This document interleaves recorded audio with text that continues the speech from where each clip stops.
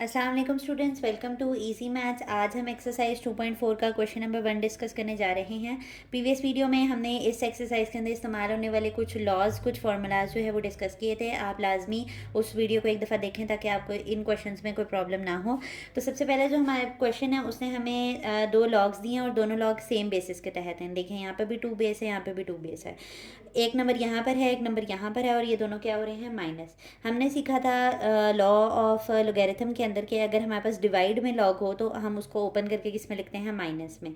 हम इसका रिवर्स भी जा सकते हैं। अगर हमारे पास कोई चीज़ माइनस में दी गई है तो हम लॉग को एक दफ़ा लिखेंगे और उन दोनों नंबर्स को हम कोशेंट लॉ के तहत किस तरह लिख सकते हैं, डिवाइड फॉर्म में लिख सकते हैं।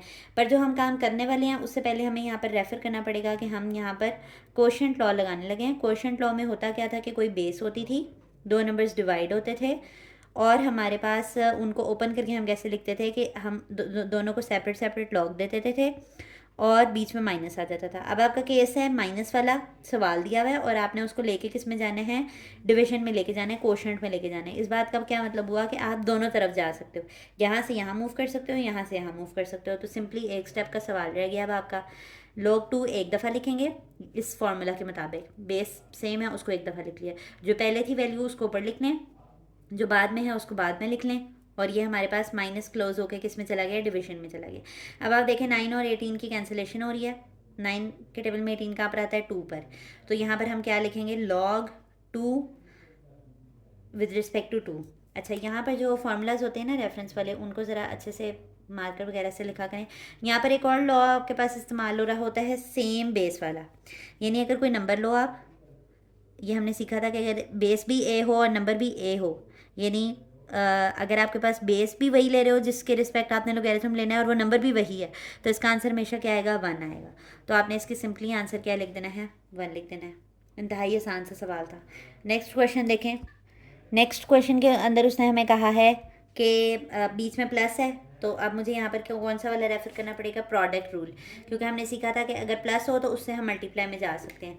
तो प्रोडक्ट रूल हमें क्या कहता है कि अगर आपके पास कोई लॉग है कोई बेस बी के साथ और उसमें एक्स और वाई आपस में क्या हो रहे हैं, मल्टीप्लाई, तो आप क्या कर सकते हैं कि उनको सेपरेट सेपरेट लॉग देंगे और उनके दरमियान में क्या डाल देंगे, प्लस डाल देंगे।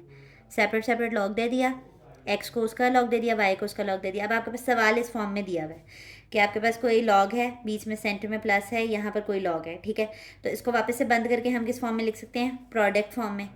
तो आप क्या करेंगे, यहाँ पर एक स्टेप का सवाल रह गया कि log 2 को एक दफ़ा लिखेंगे इसके मुताबिक और जो दो नंबर्स हैं उनको सिंपली मल्टीप्लाई कर देंगे। तो 64 मल्टीप्लाई बाय 2, 64 मल्टीप्लाई बाय 2 आता क्या है, 2 4 ज़ा 8, 2 6 ज़ा 12। तो हमारे पास यहाँ पर क्या आ गया, log 2 128। आपने अगर मेरी प्रीवियस वीडियो देखी होगी तो मैंने आपको बताया था कि जो बड़ी वैल्यूज़ होती हैं उनको हम पावर में कन्वर्ट कर लेते हैं क्योंकि हमने इतना कॉम्प्लेक्स आंसर नहीं देना होता। तो आप यहाँ पर एलसीएम लेकर देखें 128 का, तो 2 6 ज़ा 12, 2 4 ज़ा 8, 2 3 ज़ा 6, 2 2 ज़ा 4, 2 1 ज़ा 2, 2 6 ज़ा 12 आगे कैरी चला गया, 2 8 ज़ा 16, 2 4 ज़ा 8, 2 2 ज़ा 4 और 2 1 ज़ा 2। तो ये कितनी दफ़ा 2 आए हैं, 3 3 6 और 1 7। यानी कि यहाँ पर कितनी दफ़ा 2 आ रहे हैं हमारे पास, 2 की पावर 7 टाइम्स 2 लो तो 128 बनता है। फिर हमने यहाँ पर पावर रूल सीखा था कि अगर किसी नंबर के ऊपर कोई पावर होती है तो आप क्या करते हैं उसको, बस बिल्कुल 1 स्टेप रह गया हमारा करने वाला मज़ीद इसमें। आप अगर कोई नंबर हो, बेस कोई नंबर हो x और उसके ऊपर पावर है n, तो आपने क्या करना है, वो पावर शुरू में ले जानी है और हमारे पास यहाँ पर सिंपली क्या बचेगा, उसका लॉग। तो ये पावर शुरू में जाकर क्या बन जाएगी, 7 लॉग बेस 2 है और सवाल भी हमारे पास 2 बचा है। अभी मैंने आपको बताया कि अगर सेम बेस और सेम वैल्यू हो तो उसकी जगह पर हम क्या लिखते हैं, 1 लिखते हैं। तो 7 इस पूरी की जगह पर क्या आ गया, 1, और 7 1 क्या होता है हमारे पास, 7, ठीक है। तो ये हमारे पास इस वाले क्वेश्चन का आंसर आ गया। आप देख रहे हैं कितने कॉम्प्लेक्स से सवाल से चलते हैं हम और कितना ईजी सा आंसर आ जाता है। तो इसका आंसर क्या है, 7।